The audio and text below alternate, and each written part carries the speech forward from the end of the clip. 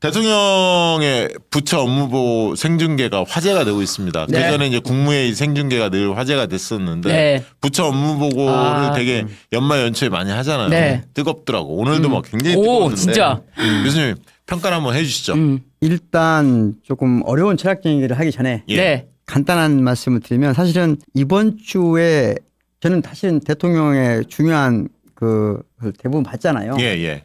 봤는데 이번 주에 가장 저 가슴을 울리는 것은 정부가 왜 부도덕합니까? 이 말이에요.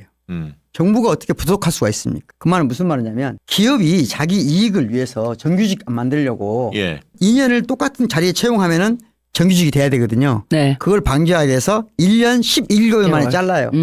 그리고 1개월 뒤에 다시 채용할지 안 할지 결정해요. 이걸 민간 기업에서 한다는 것은 그래 이익을 위한 집단이니까. 그런데 왜 정부가 그 일을 합니까? 정부가 왜 부도덕합니까? 그건 지난번에 왜 국가가 왜 이렇게 잔인합니까? 그렇지. 그 얘기. 그 말하고 같은 맥락이에요. 왜 정부가 부도덕합니까? 이 말이 대통령이 가지고 있는 가장 우리가 역사에 없는 대통령을 만났다. 이건 이런 식의 관점을 갖는 대통령은 집권자는 인류 역사에 없는 분이에요. 참 보기 좋았고 네네.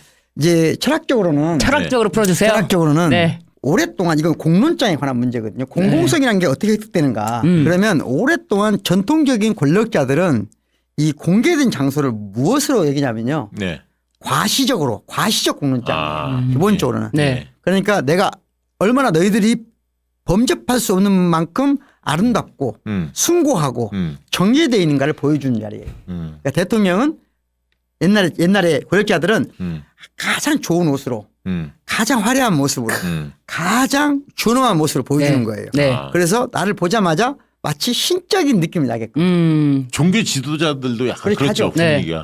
우리가 하나는 말대로 하면 숭고미를 야기시키는 거거든요. 이걸 과시적 공론장이라고 그래요. 공론장을 권력자가 자신을 과신 보여주는 거예요. 네. 전시하는 거죠. 그걸 넘어서서 예. 공론장 즉 공론장은 공개됐을 때만 공론장을 갖는다. 할 때 공개된 것이 유일하게 공공성을 담보하는 마지막 기준이다. 네. 그러니까 이 공론장을 뭐로 보냐면요. 나를 과시하는 게 아니고 내가 또는 정부가 어떻게 의사결정을 하는지를 그대로 공개하겠다는 거예요. 과시하는 공론장이 아니라 네. 토론하고 보여주는 공론장이에요. 네. 여기에는 뭐가 있는 거냐면 국민에 대한 절대적 신뢰가 있는 겁니다. 이게 없으면 못합니다. 그래서 제가 최근에 이 화를 보면서 만들어낸 건데 네. 대통령이 되게 저렇게 잘하다 보면 국가주의에 빠지거든요. 국가가 최선이다 이렇게 빠지는데 저는 사실 새로운 말이 떠올랐어요. 그야말로 이재명 대통령은 국민에 대한 신뢰와 믿음으로 정치를 한다. 그 말은 다시 말하면 국가주의자가 아니라 국민주의자다. 아, 좋은 말이다. 네. 국민주의자. 국민주의자다. 그야말로. 그래서 거의 그 믿음이 종교적 수준에 가까워서 네. 저는 국민 종교가 탄생하는 느낌입니다. 오. 그리고 이것은 공개성만이 공론장 즉 공공성의 유일한 뿌리다라고 말한 철학자가 독일의 위대한 철학자 임마누엘 칸트입니다. 칸트. 예.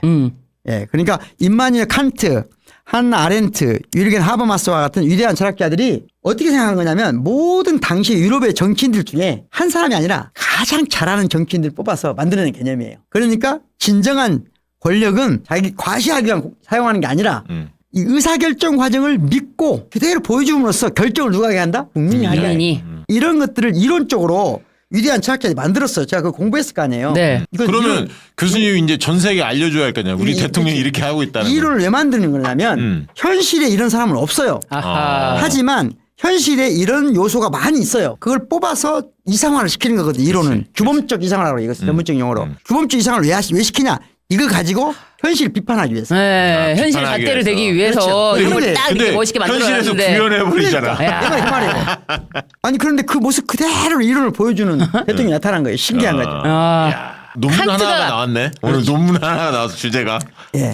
칸트가 물고 갈 이재명 대통령의 국민에 대한 신뢰, 국민주의. 그렇죠. 네, 국민 주권을 이건 실현하는. 없는 네. 말이거든요. 네. 내가 만들었어요. 아, 최근에 이거 보면서. 네. 국민주의, 국민종교. 국민 종교까지. 좀 깊이 얘기하면은 그러니까 이게 정치 신학까지 얘기해야 되는데 안 될 것 같고 시간이 네. 이 정도 하죠. 그러니까 이게 국정을 정말 아예 공개하고 투명하게 다 모든 거를 공개하는 것이 그야말로 국민주권 자체를 네. 실현하는 방법이다. 이런 거를 그렇죠. 몸소 실천하는 사실 여태까지 이런 리더는 없었잖아요. 없죠. 정말 네. 오늘 세계 또- 정치사에 네. 한 획을 긋는 거예요. 예. 네. 또 최근에 어제 이제 대통령께서 다시 청와대로 네. 근무를 시작했잖아요. 옮겨서. 네. 그러니까 이제 공간에 대한 이야기가 지금 시점에 필요하다. 꼭 필요하다. 야, 멋지다. 그래서 이제 윤석열이 이런 말 했잖아요. 예. 공간이 음. 의식을 지배한다. 네. 이 말을 했을 때 예. 저는 사실은 그 당시 이 말을 했을 때 윤석열이 아마 처음으로 옳은 말을 하나 한다. 아니 난 그때 음. 우리가 원래 변증법에 배웠던 거 인문론에 배웠던 존재가 의식을 지배한다 뭐 이거 있잖아. 똑같은 말이지. 어디서 따다 썼는데 제가 어디서 따다 썼는데 아니 그 그냥 역사가 있어요. 그 철학적인 배경이 있는 예, 말인데 예, 예. 누군가 알려준 거지. 아. 그렇죠. 그 윤석열이가 그때 이제 처음 가끔 순간에 만들어낸 누가 말이 아니라. 멋있는 말 하면 따다가 네. 자기만 그럼요. 잘하는 네. 스타일이잖아요. 네. 그러니까 공간이 의식을 지배한다는 말은 윤석열이가 3년 동안 한 말 중에 딱 한 문장 옳았다. 그래요? 예. 그래서 국방부에 가니까 그 공간에 지배당해서 내란을 일으킨 거예요. 다른 말로 하면 역설적으로 말하면 네. 거기 가서 군인들 문화에 자기도 모르게 심취하고 이걸 이용하면 다 된다고 생각한 거지. 맞네. 네. 맞네. 자기는 의도는 무슨 말이었냐면 어. 청와대가 불통의 공간이니까 그렇지. 소통이 되는 공간으로 가겠다는 헛소리 한 거 아니에요. 그렇죠. 하루도 안 잤잖아. 그러니까. 무속의 영향이지 이건 당연히. 여기서 잠깐은 한 가지 우리가 철학적으로 공부도 할 필요가 있잖아요. 네, 네. 그럼요. 우리 철학 또는 학문이라고 할게요. 네, 학문. 대학에서 네. 가장 중요한 단어를 하나 골라보라. 음. 그러니까 모든 지식 체계가 가장 중시하는 개념 하나를 골라봐라. 개념. 예. 그러면 요즘은 시간입니다. 오. 아 시간.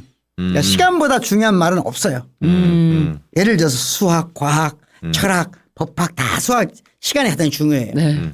그런데 그건 현대에 와서 이루어진 거예요. 그럼 공간이 중요하다. 그전에는 공간이 중요했어요. 아. 그러니까 전통적인 사회에서는 시간의 변화에 따라서 내 삶의 변화가 별로 없어요. 느리게 변하니까. 아.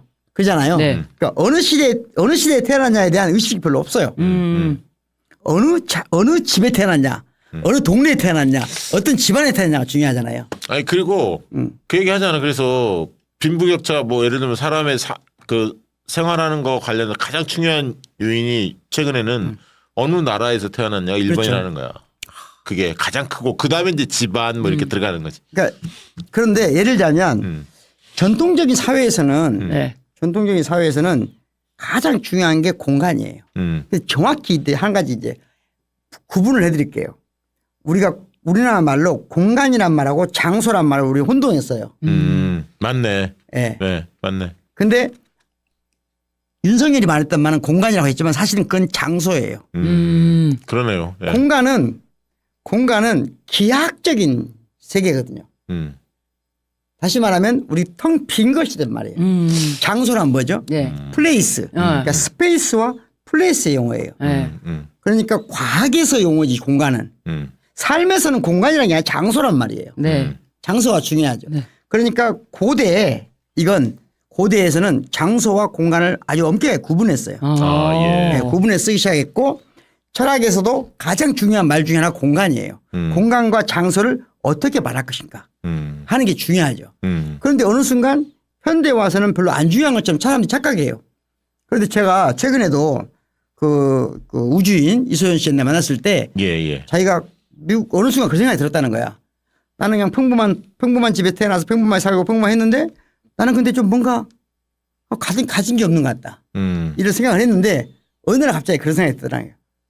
내가 만약에 동일한 시간에 북한에서 태어났다면 동일한 시간에 내가 남미 어디서 태어났다면 내 인생이 완전히 달라지는 거잖아. 그러니까 여전히 글로벌한 차원에서 보면 공간이 중요하죠. 그렇죠. 그런데 이제 공간이 중요하냐 장소가 중요하냐 할 때 자, 장소는 시간을 품고 있죠. 흔적을 품고 있잖아요. 역사를 품고 있죠. 그러니까 원래는 지금 이 방도 스튜디오도 그냥 공간이잖아요. 텅 빈 공간. 예. 그런데 박시영 TV가 여기서 방송을 하면서 예. 무수히 많은 사람들이 지나갔을 거 아니에요. 그렇죠. 그 흔적이 여기 남아있나요? 안 남아있나요? 남아있지. 남아있지. 예. 그러니까 여기에 어떤 사람에게는 중요한 장소가 되는 거죠. 예. 그렇게 이야기하니까 이해가 되네. 예. 쉽게. 처음에는 공간이었지만 어느 순간 장소가 된단 말이에요. 그러면 사람들은 공간을 더 갖고 싶어 할까? 장소를 소중하게 여길까? 장소를 소중하게. 예전에는 여기겠지. 그랬죠. 자기 채취가 묻어 있으니까. 지금은 사람들이 내가 살았던 삶의 셔츠가 남아있는 것보다 더 큰 평수를 갖는 게 원하는 거예요. 네? 아, 좋네요. 네, 네. 그러니까 내가 살고 있는 이 집의 역사, 네. 가족과 함께 만들어 온 역사 이런 것보다 여기보다 더 큰 공간을 좀 바로 가버리려고 해요. 그치. 아니, 보통 사람들 그런데 나는 80년대 90년대 행복하던데. 그러니까 그게 우리나라하고 중국이 가장 강해요. 전 세계적으로 지금 예. 막 발전하면서 예. 장소를 폄훼하거나 함부로 제거해 버리는 거예요. 아. 혹시 네. 그러네. 막 그 특히 오세훈 막 이명박 이런 애들 막 밀어버리잖아. 그렇지. 네. 그러니까 어. 모든 장소성, 옛날에 피막골 막 이런데 멋졌거든. 그렇지. 다 밀어버리잖아 막. 장소성, 역사성 다 제거해 버리는 거잖아요. 예? 예. 장소성, 역사성 다 제거해 버려요. 그러니까 싹 부시고 새로 짓는 걸 그래서 가능한 많은 공간을 만드는 게 현대 자본주의 체계의 자본의 논리예요. 거기에 저항하는 게 장소성이에요. 아 그렇군요. 그러다 보니까 현대 네. 예술, 문화, 음악, 철학 모든 게 그에 대한 저항으로 뭘 중요하냐? 플레이스, 공간이 아니고 스페이스가 아니고 장소 특징적 사유예요. 그만큼 지금은 건축에서도 건축상을 세계적인 건축상을 받는 사람 오늘도 거의 건축상 받는 사람이 누구냐? 예. 쉽게 말하자면 제주도 갈 사람 같으면 제주도의 땅을 지키면서 땅이 가지고 있는 역사를 지켜내면서 땅이 말하는 건축을 하는 거예요. 또한 건축가는 예를 들자면 지금 재개발될 것 같은 동네 있잖아요. 예. 가장 어려운 사람들이 남아있잖아요. 지금은. 대도시의 단독주택가는 아주 고급주택이 아니면 대부분은 지금 마지막 아파트도 떠나지 못한 사람들의 네. 장소잖아요. 네. 예. 그걸 사람들이 보기에 폄하하거나 우습게 생각하거나 유폐된 마치 예전에 쉽게 말하면 가난한 자들, 허약한 자들, 버려진 자들이 남아있는 장소처럼 생겼잖아요. 건축가란 그걸 살려서 가치 있게 만들어주는 한단 말이에요. 자, 그러니까 장소와 공간. 우리나라는 지금 너무 지나칠 정도로 공간 위주의 문화가 발전하고 있어요.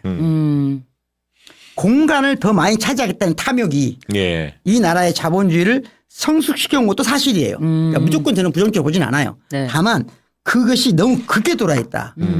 다른 말로 하면 지금 대한민국의 대부분의 청년들은 어디서 태어나죠? 장소에서 태어나나요? 공간에서 태어나나요? 어떤 장소성도 없는 아파트 콘크리트 박스에 태어나요. 아니지 병원에서 태어났지. 병원도 똑같아. 그래 지금은 네. 약간 그 농담 맞는데 실제로 우리는 지금 우리의 20대까지 30대까지는 태어날 때부터 지금까지 살아오면서 장소성이 없어졌어요. 우리는 네. 아무리 부자였어도 어린 시절에 네. 아파트로 태어나지는 별로 않았거든요. 우리 세대는. 네. 네. 그렇죠. 그렇죠. 그러니까 작은 이런 네. 공간들을 네. 아니라 장소의 어떤 것들을 느끼면서 살았단 예, 말이죠. 예. 심지어 저는 지금 제 고향에 제가 살던 어린 시절 추억이 그대로 품고 있는 집이 있어요. 길이 있고 그건 저한테 큰 정서적 위안이죠. 저도 어렸을 때 집이 있어요. 있잖아요. 그건 엄청난 큰 힘이에요. 예. 그런데 태어나는 순간부터 지금 30년 동안 살면서 어떤 장소성도 없는데 태어났다고 살았다고 쳐봐요. 사람이 불안하지 않을 수 있네. 그렇죠. 고향이 잃어버린 게 아니라 고향 자체가 없는 거예요. 수몰된 지역들이 가끔 그렇죠. 있잖아요. 그렇죠. 댐 때문에 그렇지. 뭐 그런 아픔들이 있지. 자, 그러니까 내가 이 말 길게 하냐. 다시 말하면 지난번 윤석열이 공간이 의식을 지배한다고 하는데 공간을 옮긴 게 아니에요. 공간을 옮길 필요가 없어요. 장소를 옮긴 겁니다. 청와대라는 대한민국 최고 권력의 상징이고 국가 원수가 거주하고 모든 행정부가 다 집결되어 있는 그러면서 기본적으로 80년 역사를 지켜온 대한민국의 가장 중요한 역사를 품고 있는 그곳에서 네. 그 장소에서 그 국방부는 그렇게 오래된 건물은 아니거든요.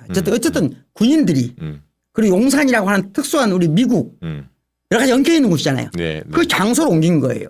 다시 말하면 공간에서 공간으로 옮긴 게 아니고 장소에서 장소로 옮긴 거예요. 그런데 적어도 새로 갈 장소가 앞으로는 100년 이상 대한민국의 최고 상징적인 장소를 만들어갈 장소로 간다면 이해가 되죠. 그런데 그게 아니라 이제까지 쌓아왔던 모든 장소성을 제거하고 무시하고 폄하하고 하루아침에 그걸 어떤 합리적 절차도 없이 어떤 체계적인 절차도 없이 국민적 합의도 없이 바로 개방해서 짓밟고 그것은 그러면 자기는 또 다른 장소에 가서 군인들이 사용했던 장소에 그러니까 군인들이 사용한 장소에 가서 군인들의 사고방식으로 대한민국을 통치한다고 생각한 거죠. 맞아요. 지금 보면 다 연결돼 있어. 다 연결된 거예요. 내랑하고 네. 다 연결돼 있어. 그러니까 공간은 의식을 지배하지 않습니다. 다만 장소가 의식을 지배할 수 있습니다. 장소는 아주 중요한데 지배한다기보다는 공간은 아니라 장소는 그 장소에 있는 제가 예를 들면 여기 살잖아요. 여기서 박시영 TV의 이 스튜디오에서 방송하는 동안 나는 그냥 느닷없이 혼자 와 있는 게 아니고 이 장소에서 방송을 했던 수없이 많은 역사가 연결돼 있다고 하는 거예요. 네, 네, 역사성이죠 이게. 장소성이죠. 네. 그 가치를 소중하게 여겨야 된다. 그래서 현대건축은 뭐냐? 예를 들면 싹 물고 부시고 새로 짓는 것보다 고치고 다듬는 쪽으로 하자는 거예요. 아, 그렇구나. 이 자리가 일주일 전에 최강욱 의원이 앉았던 그러니까. 자리예요. 이 장소가 다 그래서 연결돼 있어. 이 이야기를 길게 한 이유는 뭐냐면은 네. 그야말로 이제 청와대 시대로 돌아가는 건데 예. 이 청와대 시대로 돌아간 게 퇴행이 되면 안 된다는 거예요. 아, 그럼요. 그럼. 퇴행이 아니라 네. 사실은 청와대 시대를 지난 80년의 역사를 잘 정리하는 시간이 돼야 됩니다. 그러니까 이 80년의 역사를 제거하는 게 아니라 잘 품어 있게 그래서 대대손손 품게 네. 그러면서 앞으로 향후 100년을 역사를 쌓아갈 새로운 장소도 만들어내야 된다. 그런 맥락에서 저는 청와대 이전과 함께 대통령이 특히 이 이야기는 앙리 르페브르라는 사람 들어봤어요? 못 들어봤어요. 들어보셨어요? 오. 그러니까 세계적으로 네. 공간에 관한 공간과 권력의 관계, 공간과 정치의 관계, 공간과 문화의 관계된 가장 높은 수준의 담론을 펼친 철학자예요. 앙리 르페브르. 프랑스. 예, 우리나라에 책이 번역되어 있습니다. 공간의 생산이라고 번역되어 있는데요. 이 분에 따르면 이런 말이에요. 이분은 상당히 진보적인 분이었어요. 그래서 특히 옛날에 볼셰비키 혁명을 보고 이 사람이 그랬어요. 아니 혁명이 원하는 공간을 못 만든다면 그 혁명은 성공할 수 없다. 혁명이 공간적 변화 없이 혁명은 없다. 그 말은 무슨 말이냐. 노무현 대통령이 그래서 이 부분에 관해서는 의식이 가장 강력했다고 보고 네. 노무현 대통령께서 그래서 뭘 했습니까? 행정수도. 행정수도 네. 이전했고 또 주요 공공기관 이전. 공공기관 이전해서 무슨 도시? 혁신도시. 혁신도시 만들었잖아요. 예. 그러면 이제 이재명 대통령은 그보다도 혁신쟁을 해야 된다. 그렇죠. 그렇죠. 그게 5극 3특. 3특. 예. 5극 3특에 관계되는 것은 대한민국을 이 장소를 다시 재구성하는 거예요. 그러니까 충남 대전 특별시 딱 이야기하면서 그렇지. 깜짝 놀랐어요. 그런 거 엄청난 거예요. 예. 지금 그래야 혁명이 성공한다는 거예요. 그러니까 혁명적으로 밀어붙이더라고요. 빛의 혁명이 성공하려면 궁극적으로는 뭐냐? 지역이 1극 체계가 아니라 5극 체계로 전환. 공간의 그러니까 전환. 부산을 해양수도 해수부 그렇죠. 이전을 팍 키우잖아. 그렇죠. 충남 대전 특별시. 이제 아마 지방선 끝나면 또 광주 전남 할 거야. 그렇죠. 야, 속도를 진짜 빼더라고. 말이 아니라 그러니까 행동으로. 이번에 그 해양수사부 장관 잠깐 퇴임했지만 큰 틀의 대혁명의 과정이거든요. 그렇죠. 그렇죠. 이건 빛의 혁명을 지금 수행하고 있는 거예요. 그래서 조경태 해수부 장관 이야기도 나와 지금. 나는 아무 안 들었다 생각합니다. 아니 나 괜찮다고 봐. 괜찮다 봅니다. 어. 그럼 아주 중요하잖아. 지금은 빛의 혁명을 완수하기 위해서는 뭐가 필요하냐? 다시 말하면 1극 체계를 5극 체계로 바꿀 것이냐. 그래 중요한 문제. 그럼 부경이 빨리 그다음에 예. 이 충청권. 예. 충청권을 가보시면 최근에 네. 굉장히 좋거든요. 거기. 맞아요. 예? 예, 예. 거기가 제일 먼저 우리가 두 군데가 되고 나면 다른 데도 되는 겁니다. 예. 그러니까 중앙 집권에서 1극에서 예. 다원주의 다극으로 가자. 그렇죠. 그 얘기죠. 공간의 장소의 재구성. 고맙습니다. 테니스장에서 오래간만에 친구들 만났더니 그중 한 친구가 그런 말 하는 거예요. 왜 네. 1년 내내 점점 힘들어지냐는 거예요. 아 그래요? 네. 계속 사건 사고가 많아서. 그러니까 우리는 좀 그런 정도는 아니잖아요. 예. 근데 이 정치에 좀 고관여층이에요. 관심 고관여층인데 그렇다고 그래서 뭐 그 친구가 나도 그래. 자기는 지금 요즘 제일 힘들대. 아. 왜 되는 게 없냐는 거야. 야 근데 이제 그 이해는 돼. 그 마음이. 마음이. 왜냐하면 내란까지 겪었는데 속 시원하게 빨리 사이다처럼 이게 탁탁 척결하고 빨리 세상을 상식적인 세상으로 만들어주길 바랬을 텐데 네. 뭔가 이게 복잡해. 절차도 복잡하고 법도 느려 터지고 그래서 화병이 날 것 같아. 제가 생각하기에 대부분의 사람들이 네. 법적인 어떤 정치적인 세부 사항을 그 게임을 알 수는 없잖아요. 예. 아주 고관여층이 네. 아니면. 그러면 되게 정서적으로 예. 옳고 그름이 명확하거든. 예, 예. 근데 정서적으로 국민 정서가 옳고 그름이 명확해진 부분도 점점 흐려지는 것 같은 느낌이 있나 그런 봐요. 분한테 제가 권하고 싶은 게 있어요. 뭡니까? 주식을 하자. 하루하루가 기쁨, 설레임. 박시영 대표 지금 주식을 브라보. 망하고 있는 거 아니야? 저는 안 해요. 저는 개인적으로 안 하고 하지 마세요. 내가 보기에는 예, 예. 딱 주식은 안 될 스타일인데. 저는 무조건 ETF. 아, ETF. 그렇죠. ETF. 우리 ETF. ETF. 저도 사실은 올해 저를 가장 기쁘게 해준 인물은 저에게 ETF라는 거를 시작하게 해준. 아하. 네. 이재명? 아니, 100만 원 넣어가지고 30만 원 수익이 났어요. 이야. 아, 진짜입니다, 이거. 주식의 천재야, 천재. ETF. ETF입니다. 이거는 네, 어떤 네. 특정 종목이 아니라는 점. 맞아. 특정 종목이 아니라는 점. 야, 이제 1,000만 원 넣었으면 어쩔 뻔했어, 진짜. 나 진짜 1,000만 원 근데- 넣었으면 어쩔 뻔했어, 진짜. 아니 제가 이제 경제만화방 이광수 대표하고 박진동 대표가 같이 하잖아요. 근데 저도 이제 계속 방송을 일주일에 한 번씩 네. 하다 보니까 좀 약간씩 보여. 네. 근데 나는 그 믿게 되더라고. 내년에 무조건 5,000포인트, 5,500. 네. 이광수 대표는 5,500까지 코스피가 올라갈 것을 전망했는데 그 전망이 굉장히 설득력 있어. 책도 다 봤고 강연 다 들어봤는데 빨려 들어가더라고요. 그래서 저 주변에 계속 이야기합니다. 맞아요. ETF 무조건 ETF 해라. 네. 그리고 아, 외국인이 미치겠어. 매수한다. 네. 그러면 매수의 1, 2순위는 반도체 대형주다. 많이 배웠어. 배웠어. 아니, 그러니까요, 여러분. 그래도 하지 마. 아니, 여러분. 특정 종목을 하는 거에 대해서 두려움이 저는 있다면. 사실은 아, 진짜. 우리가 ETF 진짜. 그 얘기 나와서 잠깐 얘기하면 국민들이 자기 나름대로 대한민국 자본주의 코스피에 투자하는 것을 동의하지만 더 중요한 건 뭐냐면 저는 지금 대한민국의 기본소득에 준하는 수준으로 네. 특히 AI와 관련된 산업의 성과들을 온 국민에게 기본소득 형태로 줬으면 좋겠다. 아, 무슨 말 이해했어요? 야, 이해하고 있어요. 예, 그렇게 잘하고 하면은 네. 예를 들자면 지금 태어난 순간 네. 부모님이 아주 부자가 아니면 세상이 따라잡기 어렵거든요. 네. 그 친구들한테도 막 태어난 친구들한테도 주식을 주는 거예요. 국부펀드로 만든 AI 성과를. 그래서 20년 뒤에 성년이 됐을 때 누구나 다 쉽게. 그게 되게 중요한 개념인데 한동안 우리가 관심을 가졌던 게 자산 형성이라는 키워드였어. 자산 형성을 국가가 사회가 어떻게 지원해 주지? 그렇죠. 요 부분에서 근데 최근에 말씀하신 대로 AI 시대에 일자리 어려워지지. 근데 거기에 지금 코스피나 이런 성장 모멘텀이 확보가 되고 있거든. 이걸 접목을 해서 자산 형성의 틀을 예를 들어 국민 성장 펀드가 만들어지잖아요. 만들어지고 있잖아요, 지금. 네. 그렇죠.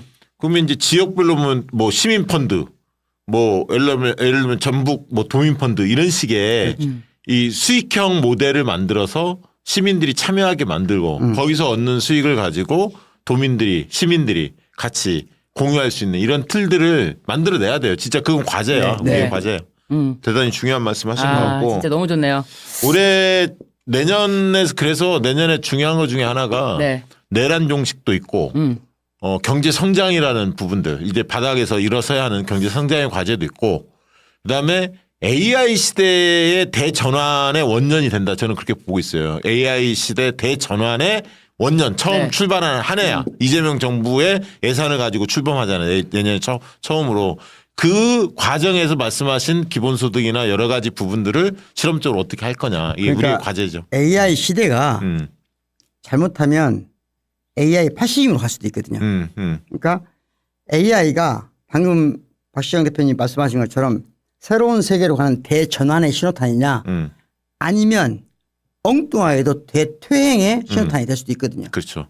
그러니까 그걸 잘 조절하려면 첫 번째는 AI로 산업 전환에 맞게 그 생산으로부터 오는 모든 소득을 국민들이 소외되지 않게 하는 것이 중요합니다. 아까 말씀드린 대로 예. 소외되지 않게 하고 특히 지금 중요한 것은 AI와 관련해서 전세 우리가 써버리는 주장이 있단 말이에요. 네, 소버린. 예, 그러니까 우리가 주권 국가가 되기로 한 거예요. 그렇죠. 그러면 주권 국가가 되지 않으면 사실은 전시 작전권 주는 것보다 더 위험할 수도 있어요. 그렇지. 그 되게 중요한 포인트를 말씀 주신 거예요. 전작권 맞아요. 뺏기는 것만큼 네. 중요할 수 네. 있는데 네. 대통령이 빠른 시간 내에 그 결정을 했고 그렇죠. 지금 우리가 그쪽 가고 있고 예. 그래서 우리 학교도 지금 이번에 8개 AI를 전 학생들 교직원들에게 지금 무료로 저 학교에서 제공했거든요. 예. 거기에 보니까 한국에서 만든 것도 있더라고요. 그렇게 취 나쁘지 않아요. 네. 그러니까 그것은 다른 말로 하면 이 AI를 선하게 무조건 선이라고 해서 안 되고 악이라고 해서 안 된다고 봐요. 선하게 저편에 있다 오히려. 정치를 국민이 어떻게 이끌어가냐에 다르다.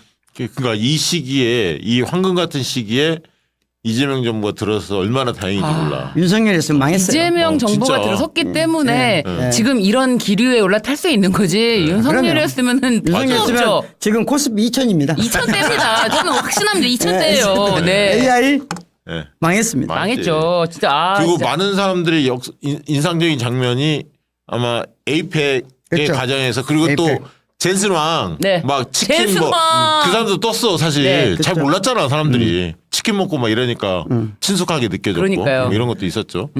그러니까 우리나라가 지금 성장률 제로 상태에 가까워지고 있었거든요. 윤석열 정부가 맞아요. 지나면서. 네. 그건 사실은 대한민국이 자본주의를 선택한 이유로 가장 큰 위기였어요. 맞아요. 왜냐하면 자본주의의 가장 큰 취약점이 뭐냐면 성장을 멈추는 순간 전체 체계가 흔들려요. 맞아요. 자본주의라고 하는 것이. 우리가 흔한 말대로 하면 자본주의 시장에는 물가가 조금씩 올라가는 게 좋지 떨어지기 시작하면 위험한 거거든요. 디스플레이라는 것은. 그런데 그런 신호가 막 오고 있는 시점이었어요. 그리고 윤석열은 아무 생각이 없거든요. 지가 뭔 돈 모을까만 생각하고 있었지 자기가 맞아요. 국가 전체에 대한 관계 없었단 말이에요. 그런데 지금 사실은 대통령이 확실히 확장 재정을 통해서 네.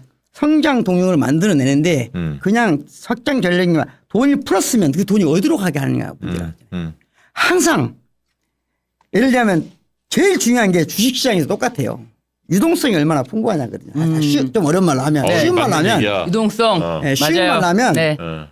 저는 경제 전문가입니다. 아, 그래서 금리 인하가 굉장히 중요한 그러니까요. 포인트예요. 지금 이재명 대통령인 성장의 동력을 만들기 위해서 확장 재정을 합니다. 네. 그럼 확장 재정을 하는데 중요한 게 뭐냐? 이 돈이 어디로 흐르게 하느냐. 그게 부동산을 가면 아는 그럼 거예요. 돈이 어디로 흐르게 하느냐. 네. 그 물기를 잡아줬다. 네. 그 얘기고 캐대언 네. 그것도 진짜 인상적이었어. 난 오징어 게임보다 더 훌륭하다고 봐. 왜냐하면 우리의 자산이 있잖아. 네. 물론 오징어 게임에서도 우리의 전통 놀이 이런 것들을 세계적으로 알린 것도 큰 공헌이지만 캐대언에서 이제 방문하는 애들이 한옥도 찾아보고 막 그러잖아요. 맞아요. 얼마나 대단한 거야. 캐대언은 끝까지 다 보셨나요? 다 봤어요. 와우, 브라보. 네. 다 봤어요. 응. 아, 자면서 봤겠지. 정확하시네요. 맞아요. 하여간 어떻게 좀 찌르고 봐. 찌르고. 아니 근데 네. 제가 이제 그 뉴스공장에서 해석했는데 네. 캐대언의 매력은 뭐냐? 매력. 캐대언이라고 하는 것도 최근에 우리나라 K 컬처 또는 K 무비 다 성공하고 있는 이유가 뭐냐면 서양 사람들이 그동안 이 문화 산업을 이끌어온 동력은 항상 극복서사 정복서사예요. 아 정복서사. 네. 그 맞네. 그러니까 어. 예전에는 유치함 이런 거거든요. 어릴 때는 막 빈약하고 어려웠지만 어떻게 성장해서 내가 훌륭한 사람이 됐어? 근데 그걸 서양 사람들은 그 과정에 누구를 지배해, 누구를 통제하고 근데 그게 이제 할 수 없으니까 우주를 지배하고 우주와 싸우고 막 이런 거거든 그러니까 다. 영웅 네, 영웅을 만들잖아. 만드는 거잖아요. 항상. 근데 지금 이 시대에 태어난 현재 세계 OECD 국가의 20, 30대는 누군가를 정복한다는 느낌이 없어요. 우리 시대가 다르단 말이에요. 그렇지. 네. 정복에 대한 유토피아적 사고가 없어요. 네. 그런데 자기 힘들어. 부모들은 막 뭐가 힘차게 막 달려가는데 우리는 힘들어. 네. 그러다 보니까 누군가를 정복하는 것보다는 내 이 현재의 여건을 다른 사람을 정복하지 않고 이겨내는 과정. 아니 실패해도 또 인정해가는 과정. 이 자잘한 서사를 사랑하거든요. 아. 거기에 딱 맞춘 거예요. 네. 한국에 지금 다른 나라 사람들은 그 스토리를 못 만들어. 그 매기강. 네. 매기강이 만들었죠. 그렇죠. 네. 아니 유럽에서 네. 실제로 미국에서 굉장히 인기를 끄는 미국의 드라마도 최근엔 그런 방향이 바뀌고 있어요. 옛날처럼 막 우주에 가서 이런 것은 지금 3년으로 떨어지고 있어. 아 그렇구나. 전체적으로 지금 우리 K 컬처 K 이니셔티브. 이니셔티브가 네. 세계를 이끌고 있다. 그래서 제가 이제 그건 그런 회사를 했는데 K 무비, K 컬처 K 이런 것들이 주류와 우리 비주류였던 게 주류가 되는 게 아니고 네. 그건 아니에요. 우리가 주류는 아니에요. 착각하고 만든 과잉해서가 만든. 아, 그럼요. 그러니까 K 컬처가 세계의 주류가 된 게 아니고 네. K 컬처를 통해서 뭐가 바뀌었냐? 주류와 비주류의 경계가 흩어져 버리고 있어요. 그 역할을 우리가 하는 거예요. 그거를 쉽게 문화를 선도한다 이런 개념으로 이해하면 되잖아요. 그러니까 선도한다기보다는 이제는 서양 사람들만 선도하는 세계가 끝났다는 걸 말하는 거예요. 아니 제가 진짜 가을에 스페인 여행 갔을 때 정말 놀랬던 것이 저한테 한국 사람이라는 네 글자로 물어봐요. 한국 사람? 이렇게. 저 너무 놀랐어요. 근데 그렇게 물어보는 사람이 젊은 사람들만이 아니고 나이 많으신 분들도 그리고 젊은 사람들도 한국 사람 이렇게 물어본다는 게 아유 코리안 뭐 이런 게 아니라 코레아노 이런 게 아니라 한국 사람 네. 이런 단어를 안다는 게 저 너무 놀래가지고 진짜 이게 옛날이랑은 정말 다르구나. 그리고 뭐 우리나라를 얘기해도 서울 가봤다 이런 정도가 아니고 경주 가봤다 막 이렇게 그렇죠. 얘기를 하는 거예요. 직접적으로. 그래서 야, 이 놀라운 경험을 내가 하고 있구나. 그런 생각을 그래서 하면서 네. K 이니셔티브 예, 전 하시겠어요. 세계에서 자기의 모국어로 가장 높은 수준의 글도 쓰고 심지어 박사학위까지 자기 언어로 쓸 수 있는 나라는 몇 안 됩니다. 그게 왜 중요하냐면 다른 나라 언어를 쓰면 그 나라의 상상력에 벗어나기가 어려워요. 그렇죠. 원래 그렇죠. 그러니까 한글을 쓰는 사람이 적다는 것은 그전엔 약점이었는데 지금 어떤 의미가 있냐면 세계 어디에도 어떤 문화권에서 하지 않는 상상력을 우리가 가지고 있다는 거예요. 아, 그건 놀라운 거거든요. 그리고 이것이 이제는 어떻게 연결되는지가 접합점을 찾았어요. 그게 멈출 수가 없는 거예요. 이거. 근데 교수님은 내가 친하게 지내면서도 늘 궁금한 점이 네. 그렇게 막걸리 소주를 좋아하는데 왜 이렇게 머리는 깨어 있어요? 소주를 좋아하지 않는 사람들. 잠시만요. 아니, 우리 박지원 대표님이 우리 박보영 교수님을 좋아하는 건 정말 맞는데 우리 박보영 교수님은 소주를 안 좋아합니다. 정확히 말하면 네. 저는 직류식. 네, 희석식 소주는 좀 사라질 때가 돼가고 있다. 네. 저는 근데 이제 네. 서민들의 술 이런 말들이 네. 사실은 지금 소주 지금 가격보다 한 1.5배 정도 되는 증류 시대가 와야 된다고 생각해요. 그건 그동안 근데 요즘에 좋은 술 많이 나오더라고. 많이 나와요. 한국 지금까지 어디서도. 사실은 주류업계가 옛날에 이 재편이 이루어진 게 군사독재 때 이루어진 거거든요. 예. 군사독재하고 현재 주류시장 연결돼 있어요. 그걸 깨지 못한 게 네. 지금 이 소주, 희석식 소주. 이 세계 우리만 먹고 있잖아요. 네. 제 남편 제일 좋아합니다. 그 얘기 좀 여쭤보죠. 그 부분 관련해서 검찰개혁 관련해서 지금 이제 그래서 제가 예전에 예. 여기 와서 비판을 좀 했잖아요. 예. 김민석 총리 예. 비판했던 거 기억나요? 예, 기억나요. 그럼요. 지금 그 얘기를 하실 때가 아니다. 네. 지금은 정부조직법 얘기잖아요. 예. 근데 왜 정부조직법에 대한 최고 책임자가 그에 대한 말을 안 하고 예. 소송법을 얘기하느냐. 이건 잘못된 거다. 그때 비판했잖아요. 예, 예. 유시민 작가님도 저는 같은 얘기 했다고 봅니다. 책임질 건 최저해야 돼. 왜 이게 중요하냐. 제가 단도직입적으로 한 말씀 드릴게요. 네. 우리는 어떤 경우에도 대통령을 안고 가고 같이 가야 됩니다. 네. 이 정권이 끝나고 다음 정권 창출하고 어떤 날이 있어도 제가 개인적으로 크게 이론적으로 체계다까지 사과를 한 게 2번 있었는데 한 번이 뭐냐면 대북송금 특검, 네. 대연정, FTA, 우리나라 군인 파견 네. 할 때 이라크 파병. 이라크 파병 할 때 우리가 정서적으로 큰 상처를 받았어요. 네. 그렇죠. 그러니까 한 번도 생각지도 않은 일이야. 노무현 대통령을 지지할 때 이런 일이 벌어질 거라고는. 대연정도 있지. 대연정. 네? 그러니까 대연정 말씀하셨어. 대연정. 예. 네. 대연정. 그러니까 지금 말하겠다 대표적인 사건이에요. 첫 번째 는 대북 송금. 예. 송금 특검 받았고. 네, 대연정. 네. 그다음에 이라크 파병. 한미 한미 FTA. 저는 그 모든 일에 노무현 대통령이 잘했냐 잘못했냐는 다른 문제라고 봅니다. 정치는 한 진영이 자기들의 꿈을 펼치는 거예요. 예. 근데 그게 적극적으로 꿈을 펼치는 경우는 양보할 수 있습니다. 코스피 5천 못 갈 수도 갈 수도 있고 더 갈 수도 있는 거예요. 이거 가지고 상처받는 사람은 없습니다. 네. 그런데 마지노선이라는 게 있어요. 감정적 마지노선. 여기가 건드리면 안 되거든요. 여기가 건드리면 이게 하루 이틀 끝나는 게 아니에요. 저는 노무현 대통령 당시에 큰 상처 받았어요. 나만 받은 게 아니라 노무현 대통령 지지했던 모든 사람이 상처 받았습니다. 그래서 저는 당시에 제가 지금까지 후회한 건 딱 하나예요. 내가 상처받았다고 해서 그때 노무현 대통령을 비판하면 안 됐다는 거죠. 그렇죠. 지켰어야 되는데. 지켰어야 되는 거예요. 네. 예. 당연하죠. 그러니까 그게 제가 학자적 태도가 잘못됐다고 생각한 거예요. 그래서 비판적 지지론에 대한 비판을 제가 책으로까지 쓴 사람이에요. 네. 그래서 노무현 그때 강준만 교수가 그렇게 원망스럽더라고. 나는. 그러니까 저는 그때 한겨레신문 칼럼 못 쓰고 있었거든요. 나도. 네. 그래서 이제 그때마다 조목조목 비판하고 그랬어요. 다 끝나고 나서 결국은 나의 선민의식이 그 이후에 우리나라에 큰 고통을 주는데 기여했구나. 그렇죠. 학자들이 이런 선민의식 가질 경우가 많거든요. 네. 운동권도 그런 경우가 많아요. 맞아요. 다시 단도직입 말씀드리면 저는 어떠한 대통령이 선택을 하더라도 대통령을 지지할 겁니다. 그래서 이건 결코 바뀔 수 없어요. 마찬가지입니다. 예. 무조건적인 지지. 그건 우리가 노무현 대통령을 통해서 우리가 배운 겁니다. 네. 네, 맞아요. 노무현 대통령에 대한 그럼에도 불구하고 지금 네, 그런데 그건 나는 변함이 없다. 우리가 그거 확인해 줘야 돼요. 왜냐하면 쓸데없는 논쟁을 불이키지 않으려면 확인을 네. 해줘야 돼요. 우리는 네. 그렇다. 최강욱 의원님도 그럴 거라고 보고 박시영 대표님도 그럼요. 그럴 거고 저는 네. 신문에서 똑같은 네. 입장을 봅니다. 우리는 이재명 대통령과 함께 갑니다. 함께 갑니다. 어떤 일이 있어도 네. 심지어 내 심장이 떨어지는 날이 있어도 같이 가야 됩니다. 네. 왜? 윤석열 같은 사람이 다시 와서는 안 되거든요. 그렇죠. 그게 훨씬 더 큰 문제이기 때문에. 자, 여기까지 동의하죠? 네. 네. 자, 그런데 우리 같은 사람도 있지만 민주당을 지지하는 많은 사람들은 다양하단 말이에요. 그리고 많은 사람들에게 결정적인 상처를 주면 안 됩니다. 네. 그게 검찰 개혁 문제예요. 그러면 저는 뭐라고 생각하냐면 어떤 경우에도 대통령한테 그 화살이 가지 않도록 참모나 장관들은 막아야 됩니다. 네. 그 역할을 해줘야 돼요. 네. 저는 그래서 김민석 총리가 실제로 그 안에 대해서 어디까지 영향을 미쳤는지 모릅니다. 우리는 짐작은 할 수 있지만 모릅니다.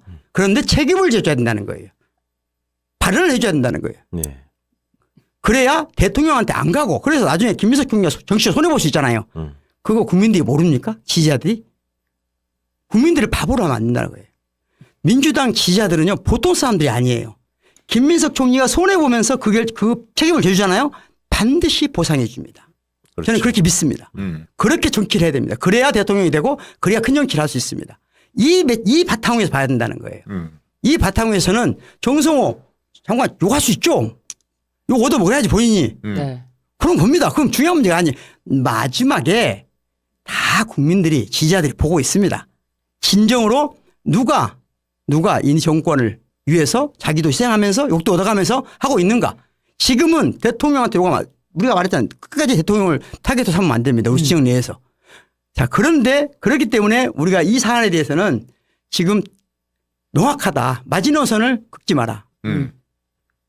쉽게 말하면 검찰에 그 조사 그러니까 수사 네. 요구권 주면 안 됩니다. 그렇죠. 요구도. 안 돼. 아니 수사 요구도. 보안수사 보안 수사권 주면 안 됩니다. 요건 다 문제죠. 네네. 보안 수사권을 주면 안 돼요. 안 된다. 저도 그런 상황 결정해도 저는 이재명 대통령과 함께 합니다. 다시 말하면 그런 상황이 생겨도 하지만 지금은 안 우리는 된다. 안 된다고 말해야 얘기를 됩니다. 해야죠. 안 된다고 강하게 말해야 되고 거기에 대해서 누군가 책임을 지는 정부에 또는 청와대에 그런 사람이 있어야 된다. 그게 같이 정치하는 거 아니에요? 그렇게 가야 된다. 지금 민주당의 지금 분위기는 어떻습니까, 의원님? 정청래 제가 대표나 다 지도부나 저기 하진 않지만 보안 수사권 부분에 대해서는 이제 더 이상의 논쟁은 없는 것 같아요. 그 법사에서는 박균택 의원이 마지막까지 그 주장을 했던 모양인데 네. 법사위원들이 모여서 논의를 한 결과 보안 수사권은 없어지는 게 맞다라고 네. 얘기를 하고 박균택 의원은 그렇다면 나도 따르겠다 이렇게 얘기를 했다고 들었습니다. 그럼 그래서 좀 정리가 된 거네요. 정리가 됐다고 당은 들었어요. 정리가 된 거. 그리고 아주 중요한 게 있어요. 여기 오는 신 무슨 변호사님이잖아요. 네. 이 변호사님 말고 그 변호사님도 그 보안 수사권 필요하다고 말씀하시잖아요. 네. 저는 그럴 수 있다고 생각해요. 그런데 오늘 저는 간단히 주장하고 싶습니다. 보안 수사권 일체 지금 허용하면 안 됩니다. 네. 그런데 이 안이 최종안이 아니잖아요. 네. 일단 법을 통과하고 시행하다가 이재명 정부 안에서 부작용이 생기면 바꾸면 되는 겁니다. 아니, 그래요. 지금 이거 혹시 모르니까 이렇게 간다? 그러면 이재명 정부 전체가 큰 고통을 받게 되는 거예요. 그래서 저는 이 보안 수사권은 이번 개헌 안에는 즉 입법 안에는 반드시 빠져야 된다. 오늘 진짜 하이라이트는 종교재단 정치 개입 신천지와 통일교 네. 드러난 얘기 아닙니까? 네. 근데 일본처럼 이거 해야 한다. 근데 어떤 부처가 이거 뭐 해야 하느냐 했더니 법제처 검토해 보겠다고. 교수님 이걸 보면서 깜짝 놀랐는데 사실 이런 내용에 대해서는 예를 들면 대통령실 정무라인들이 한번 검토를 사전에 했을 수 있잖아요. 대통령과. 근데 대부분은 정무라인들이 대통령실 이런 사안에 대해서는 반대를 하거든.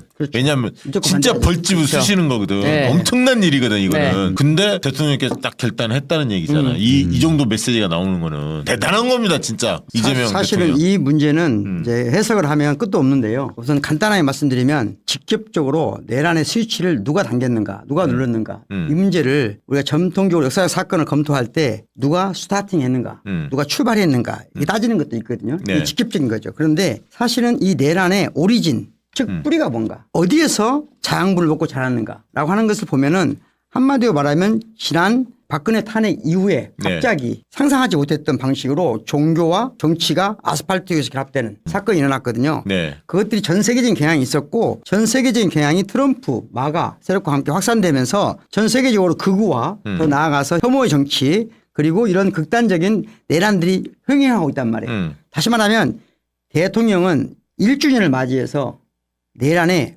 오리진이 무엇인가 거기를 정확히 타격해야 된다.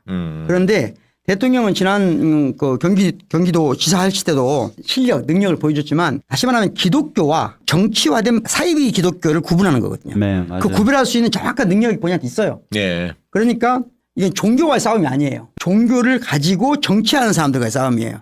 특히 아주 사이비 종교. 그래서 그 정확히 그 갈라지기 선을 찾아내야 된다는 게 중요한 거거든요. 그래서 이건 종교를 위해서 중요한 거예요. 네. 종교가 건강해지려면 일부 종교를 등에 업고 정치 그것도 아주 악랄한 나쁜 혐오의 정치를 하는 세력들이 있거든요. 우리 뽑아야 돼. 그렇죠. 그 뿌리 뽑아야 돼요. 그래야 내란이 진정한 의미로 종식되는 거예요. 그래서 저는 대통령이 내란의 뿌리를 향하고 있다. 아, 좋아요. 오늘 메시지 너무 좋더라고. 네. 네. 정치인이 종교에 대해서 정치에 개입하는 거 이런 거 해산까지 해야 된다라고 이렇게 강하게 나오기가 쉽진 않지 않습니까? 쉽지 않죠. 아니 신천지 문제 많아도 네. 지역 국회의원들 신천지 적절하게 타협하고 뭐 이렇게 가는 사람들 얼마나 많아. 특히 광주 이쪽은 신천지 아성이 아성. 그렇죠. 맞잖아요. 호남 쪽이 세요 신천지가. 예를 들면 호남 쪽이. 제가 독일에서 음. 공부를 했고 독일은 가장 큰 정당, 가장 오랫동안 집권한 정당이 기독교 민주당이에요. 맞아요. 그러니까 기독교를 베이스로 하는 민주당이에요. 그럴 때 우리가 언뜻 생각하면 정치에 종교가 개입하는 거 아니야? 이런 말이 전혀 아니에요. 독일에서 기독교를 내거는 것은 특정 종교의 가치체계를 정치로 실현하는 것하고 아무 관계가 없어요. 그건 문화적인 의미의 종교예요. 그리고 그때 종교라고 하는 것은 가장 중요한 유럽적 합의가 있어요. 독일이나 프랑스나 그 각국에서 정치와 종교를 분리하지만 종교를 선언적 의미에서 여기저기 넣어놓는 이유는 국가주의의 한계 때문에 그런 거예요. 국가가 최종 신급이 아니라고 하는 것을 상징적으로 보여주는 것이 종교일 뿐인 거예요. 그런 것이지 종교적 가치체계를 정치로 실현한다든가 정치의 광장으로 나온다든가 이건 있을 수 없는 거예요. 이건 정말로 우리나라를 붕괴시킬 만큼 위험한 내란이에요. 이게 진짜. 그래서 저는 종교가 광장으로 나와서 억울하고 힘들고 고통받는 사람들의 편에 손을 잡아주는 것은 좋아요. 그런데 거기 와서 혐오를 부추기고 정치적으로 이상한 가짜뉴스를 만들어내고 이건 반드시 어떤 방식으로든지 뭔가 처리를 해야 된다. 자 내란 1년 평가를 좀 해봐야 할 것 같은데. 아, 벌써 1년이네요. 정말 믿어지지 교수님 않네요. 내란 1년 전반적으로 총평 한마디 해주시죠. 내란이 이렇게 오래 정리가 안 될 줄 몰랐습니다. 그러니까요. 네. 즐겨. 한 1년은 더 해야 할 것 같아. 그러니까 이 내란의 뿌리가 네. 우리가 생각하는 것처럼 단순한 뿌리가 아니고 마치 대나무 밭 밑에처럼 겉으로 보기엔 따로따로 있는 것 같은데 저 밑으로 깊숙이 연결되어 있는데 사실은 위에 대나무 나와 있는 대나무 몇 개만 지금 치고 있거든요. 아니 사실 검찰하고 네. 사법부가 네. 제대로 협조해서 원안이 돌아갔으면 1년에 끝날 수도 있었어. 아니 이미 끝났어야 돼요. 끝났어야 돼. 브라질 경우는 지금 이미 끝났어요. 브라질 그치. 우리가 늦게 시작했는데 벌써 끝났거든요. 네. 최종심까지 끝났어요. 브라질. 그러니까 예. 이게 사법부하고 검찰 때문이야. 전 사실. 세계에 이런 사법부는 없었다. 네. 예. 내란을 1년 동안 내란 핵심 내란 주요 범죄자를 아직 1년 동안 끌고 있는 역사가 없었어요. 난 한 그리고 차례도. 진짜 열받는 게 김장원 목사나 뭐 이런 사람들 있잖아. 네. 체포도 못 하잖아. 그렇죠. 명단은 나왔는데 출두 거부하고 네. 있었고 예. 이게 말이 되냐고. 내란에 대해서 사실은 원인 규명도 아직 정확하게 된 건 아니잖아요. 이제 막 내란의 동기로 김건희가 있다. 김건희가 김안방으로 법무부 장관 박성재에게 계속 정말 몇 시고 상관 안 하고 텔레그램을 보내 제낍니다. 그리고 텔레그램이라는 건 여러분 써보신 분들은 아시겠지만 이게 보내는 사람이 설정을 할 수가 있어요. 내가 이 메시지를 상대방이 읽은 다음에 얼마 있다 지워지도록 아시잖아요. 그런 기능이 있잖아요. 이 카톡이랑 달리 자동 삭제 기능을 설정할 수가 있단 말이에요. 이 사람이 확인하고 뭐 10분 있다 지워지도록 아니면 뭐 지워지도록 그런 식으로 보내는 방식을 썼기 때문에 박성재가 그거를 딱 캡처를 해가지고 지워지니까 기록이 남지 않잖아요. 그렇지만 그거를 하나라도 잊으면 안 돼. 왜냐 V0의 명령이시니까. 그래서 그걸 다 캡처해가지고 김안방 폴더로 따로 저장했다는 거 난 아니겠습니까? 집에서 잔소리 엄청 했을 것 같아. 김건희가. 나도 대통령 해야 할 거 아니야. 통일 대통령. 막 이런 식으로 엄청 긁었을 것 같아. 그러면서 이제 10월 17일에 결국 김건희를 무혐의로 털어주자. 이제 윤석열이 신이 나가지고 박성재에게 전화를 걸면서 아 잘했어. 그 사악한 한동훈이가 그거 2년이나 들고 있어가지고 그냥 이거 불법 수사야. 사악한 한동훈이 그 새끼 그냥 그랬다는 거 아닙니까? 그러니까 이 김안방이 이렇게 법무부 장관에게 직접적으로 수사와 모든 것 자기 수사뿐만 아니라 김명수 대법원장 수사 안 해? 김혜경, 김정숙 여사 수사 안 해? 이런 식으로 수사 지시까지 하는데 내란 관여가 아직까지 정확하게 나온 게 없다는 게 너무 의문입니다.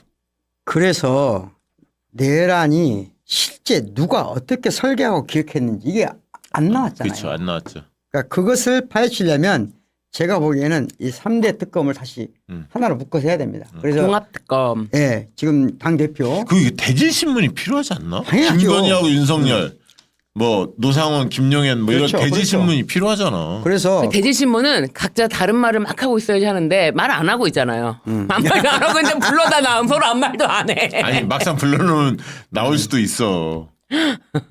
그러니까 이 두 가지를 동시에 해야 되는데 예. 세 가지를 하나로 묶어서 네. 내란의 출발점 누가 기획하고 설계했는가까지 진입하는 걸 해야 되고 그것을 위해서는 지금 특검 지금까지 3대 특검에 들어있던 인물들을 전부 평가를 해서 다시 완벽하게 재구성해야 된다고 생각합니다. 지금 지난번 3대 특검은 그 출장 온 검사들이 평가가 이루어지지 않은 상태에서 왔어요. 지금은 다 어느 정도 평가가 이루어졌기 때문에 정말 정예부대로 짜야 된다. 그래서 종합특검 반드시 해야 된다고 생각합니다. 그렇죠. 지금 정청래 대표께서 이야기하셨잖아요. 네. 어제. 예. 정청래 대표가 최근에 강하게 얘기한 것 중에 이 종합특검이에요. 예. 종합특검 반드시 해야 된다고 생각하고 있는 거고 네. 왜냐하면 안 하려고 사람들이 부담스러워 하거든요.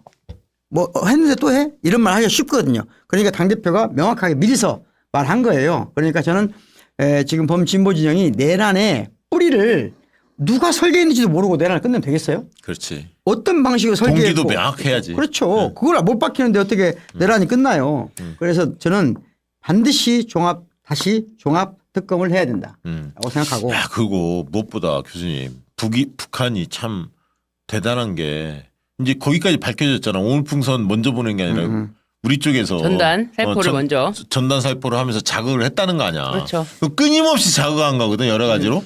근데 뭐 아파트 헬기도 마찬가지고. 근데 북이 반응 안 했잖아. 북의 반응, 판단력에 대한 그 우리 새로운 이해도 있지만 저는 우리 사회가 오랫동안 우리가 만들어놓은 이데올로기 때문에 오해가 하나 있는 것 같아요.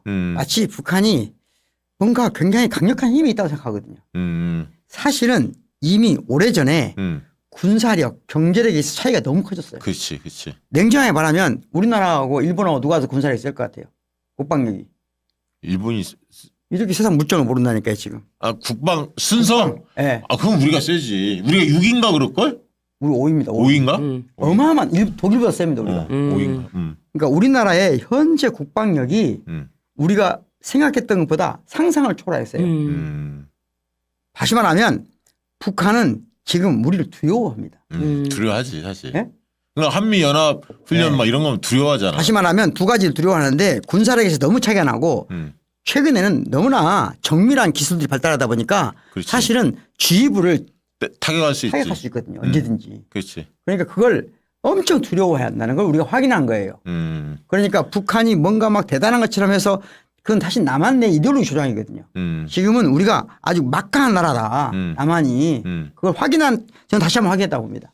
그리고 무엇보다 북한에서도 윤석열에 대해서 어느 정도 동향 파악을 하면서 계엄을 할 자다 이제는. 그리고 사실 나도 그렇게 여인 형이 여인 형이 정보력이 거기다가 있었다고 봐. 예, 여인 형이 거기다가 북한이 먼저 공격한 것처럼 막 이런 거 막 적고 그랬잖아요. 그냥 아니, 메모하고 그랬는데 그거에 대한 첩보가 저는 들어갔다고 봅니다. 그러니까 그 첩보도 있을 수도 있겠지만 국회에서 네. 김민석 그다음에 뭐 추미애 이런 분들이 계속 이야기를 했잖아요. 계엄에 대한 몇 개월 전부터.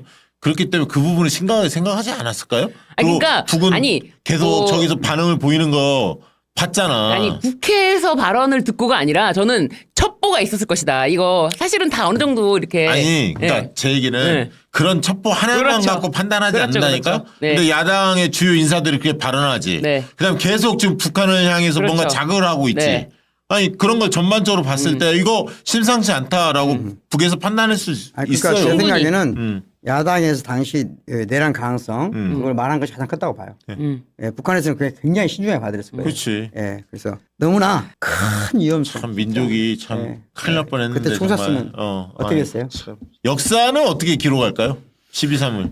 글쎄요, 그건 이제 제가 생각하기에는 내란이 어떻게 청산되느냐에 따라 다른 것 같아요. 그러니까 지금 이번에 그 K민주주의를 공식화한다. 그래서 빛의 혁명으로 공식화한다 했거든요. 네. 근데 빛의 혁명으로 공식화되려면 내란이 청산되는 게 확실해야 돼요.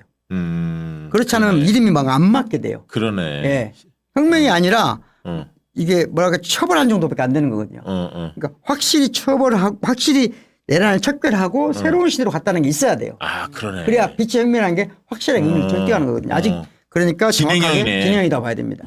네. 참 혁명이라는 말이 너무 거창하기도 하고 그 혁명이라는 게 이제 워낙에 이제 과거에 이제 막 우리가 역사 공부할 때 배웠던 단어라서 굉장히 멀었는데 빛의 혁명이라는 말은 사실 1년 동안 굉장히 친근하잖아요. 12월 7일부터 국회에서부터 시작된 그 빛의 혁명 그 무리가 이제 결국에는 지금의 우리 이 민주 대한민국을 만들었지 않습니까? 그래서 나도 함께 빛의 혁명의 일원이었구나. 주역이 계시잖아요. 그러니까 이게 혁명의 일원으로서 기분이 되게 새롭네요. 네. 옛날에 혁명군. 아니, 시민혁명. 우리가 뭐 명예혁명 이런 거 배웠잖아요. 네. 그런 것보다 훨씬 강한 거예요. 아니, 그래서 저는 어제 저희 방송에서 옛날에 묘청의 난 막 이런 식으로 역사에서 네, 네, 배우잖아. 그렇죠. 누구의 네. 난. 네. 이게 윤석열의 난이란 그렇죠. 말이야. 그때 옆에 또 다른 사람 윤석열, 김건희의 난 같이 붙일 거다. 네. 뭐 그건 당연히 맞는데.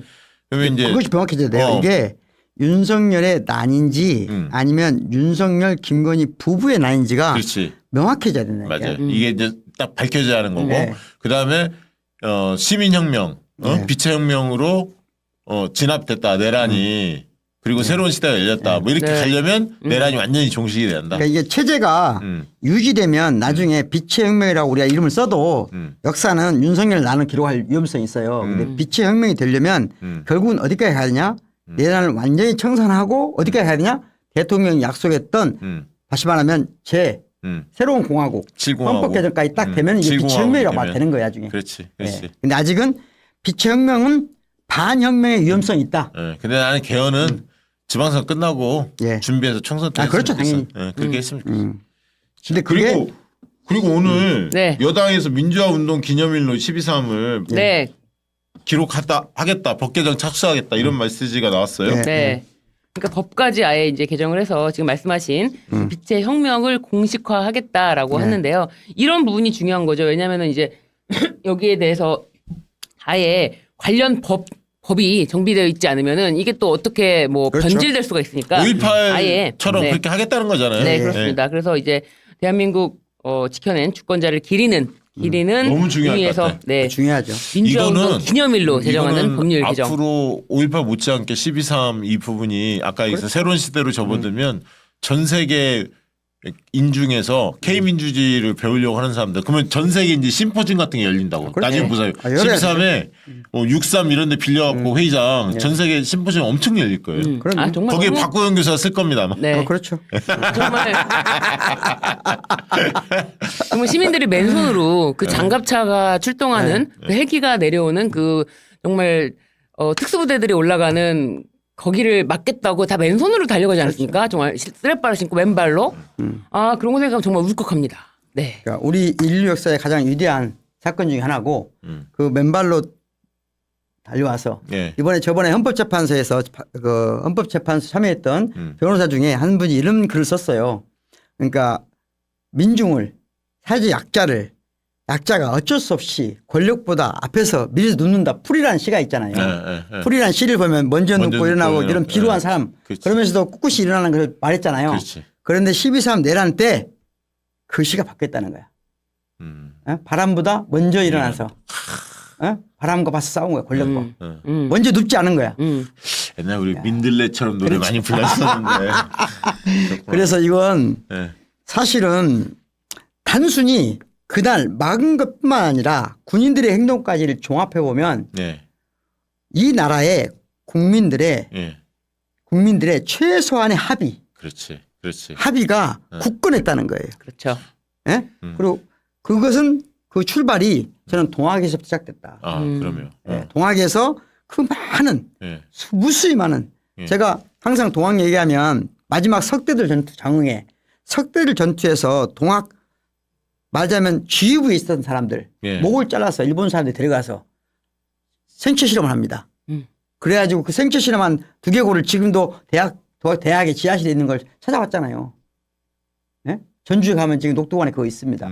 그 수없이 많은 사람들의 그 억울한 지금도 장 석대들 이름 없이 누워있는 전사들이 있어요.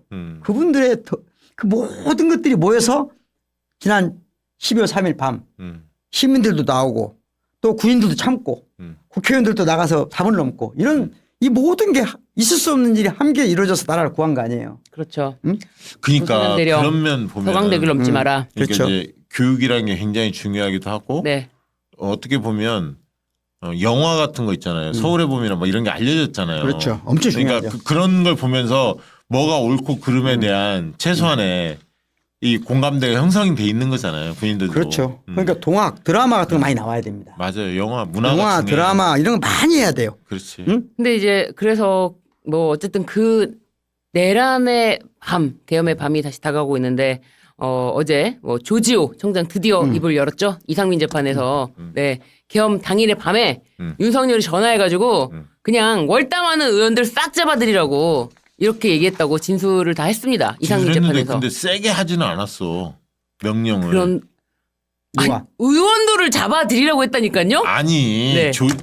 조지호가 밑에 애들한테 조지호가 그렇지. 아니 그거는 자기가 자기 책임을 면하려고 자기는 이렇게 아니 그러니까 했다 그런 이런 것도 거 다 하죠. 밝혀졌으면 좋겠다는 아니 거야. 그러니까 뭔 자기는 얘기냐면 자기가 했던 모든 사람요 자기가 했던 행동은 마사지하고 남이 했던 얘기만 얘기합니다. 아니, 나는 뭘 밝혀줬으면 좋겠냐면 윤석이 세게 내려왔잖아.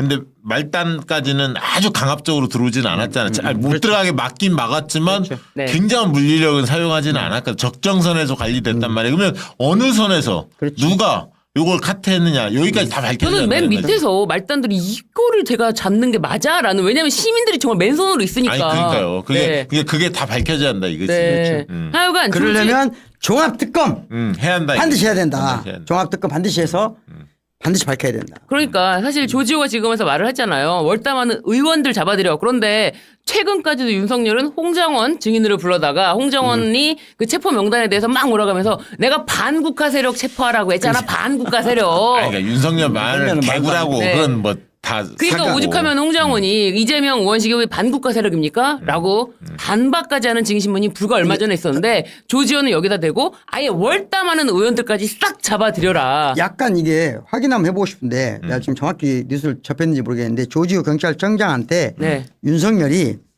가장 먼저 조지호 총장을 불렀다는 거예요. 중간에 네. 말했다는 거예요. 이게 약간 애매하더라고. 그게. 안가로 불러서. 안가로 불렀다는 네, 얘기잖아요. 네, 네, 네. 안가로 불러서 정확하게 이렇게 명령을 내렸다는 거예요. 요거는 엄청 큰 거거든. 지금. 요건 전화로. 요거는 그거 그냥 전화예요? 전화로 딱딱 네, 열담하는 의원들 딱 다 잡아주고 중간에 한 거네, 중간에? 전화로 명령한 거고요. 그리고 11시 이제 15분부터 11시 15분. 다음날 네. 0시 14분까지 계속 전화로. 기합번호 통화. 그리고 이제 수시로 통화한 거지. 예, 아니 예. 근데 그 전에 이미 그 전에도 경찰청을 다 알고 불렀어요. 있었어요. 불렀대. 저녁에 다 부른 건 했지. 부른 거고 또 전화로도 왜냐면 실시간으로. 그 얘기 맞는 게 네. 그 전에는 이제 계엄 알린 거잖아. 준비하라 네. 미리. 근데 네. 지금 윤석열 입장에서는 빨리 그때까지 저 국회의원들 이런 사람들이 빨리 모일지 몰랐잖아. 네, 그렇죠. 그러니까 근데 갑자기 실시간으로. 많이 모이기 시작하니까 잡아 당연히 의원들 막아라. 잡아. 의원들 어떻게 들어오고 있냐 월담하고 난리도 아닙니다. 그러니까 그렇지. 싹다 잡아들여. 그렇게 그렇게 된 했겠지, 거죠. 당연히. 그리고 아예 그냥 모든 걸 계획했던 것이 원래 10시 정각에 경선파하려고 그러지 않습니까? 10시 정각에 국회 그다음에 11시에는 민주당사 여론조사꽃 이렇게 가라 라고 다 명령까지 다 내렸던 거예요. 그러니까 인너서클하고 기획자들 그다음에 그 군인들은 아주 오래전부터 준비를 한 것 같고 그날 제일 먼저 부른 것은 경찰청이에요. 처음. 네. 그때부터 얘들은 이제 인너서클이 아니야. 인너서클 아닌데 가장 중요한 사람이 경찰청장이었던 거예요. 불러서 준비시켰는데 거기서부터 안 됐어. 아무것도. 그래. 저하고 통화할 때만 해도 김원준 총수가 약간 뭐 그냥 통화했습니까? 통화했어요. 몇 시에? 아, 그럼 네. 그때 방송하고 아니 계엄 선포되고 한 10분 만인가? 5분 만인가 바로 통화했어 서로. 그러니까 나는 뭐 원래 누구하고 전화를 잘 안 하는 스타일이거든요. 네. 일제 전화 안 하는 스타일인데 그날 밤에 아무튼 꼭 어주씨 죽을 것 같더라고 느낌에. 이런 발표당이 전에. 왜냐하면 내 느낌에 왜 그랬냐면 우리가 이 친구들이 사람을 잡아가는 틀 있잖아요. 죽이는 틀 있잖아요. 네. 그게 가장 쉬운 게 이 북한하고 연결시키는 거거든요. 그러면 예를 들자면 지금 여러 가지 정황을 볼 때 지금까지도 그런 기획이 여전히 지금 국힘에 통하고 있다고 보는 거거든요. 최근에 그 비서관 김현진과 그런 사람 예, 다 하는 게 그때 경비 말해서 동부 막 이런 식으로 그렇죠. 엮잖아. 네, 뭔가 묶은 거예요. 이석기랑 뭐 이석기 엮으려. 묶고 예. 강의원 묶고 다 묶었다는 게 예, 밝혀지잖아요. 예, 최근에 예. 밝혀졌는데 사실은 당시 그날 밤에 제 느낌에 순간 스치는 게 오늘 밤 간첩으로 죽는 거 아닐까? 딱 그 생각이 들더라고. 그래서 또 이렇게 또 5.18에 예. 또 있었던 광주에서 그렇지. 활동하시니까 더. 그러니까 내가 그래서 그날 밤 바로 전화를 했어요. 너 죽는다. 느낌이. 빨리 도망가라. 어떻게 할 거야? 도망가야지 바로 그러더라고. 아무튼 아이고, 그랬는데 다 살아서 그러게요. 그날 밤 죽었을 가능성이 매우 높았던 분이 대통령도 되고 국무총리 되고 여당 당대표 되고 그러네요. 야? 그러네. 참 천지가 개벽한 거죠. 예, 예. 인류 역사에 없을 만한 일인 거죠. 우리 깨시민들에게 당부하고 싶은 말이 있다면 아니 저는 네. 당부가 아니고요. 감사하다는 말씀드리겠습니다. 그러네. 이 나라를 구한 맨손으로. 대한민국 시민들에게 진심으로 아니. 감사드립니다. 양질의 상품을 착한 가격에 박시영TV.com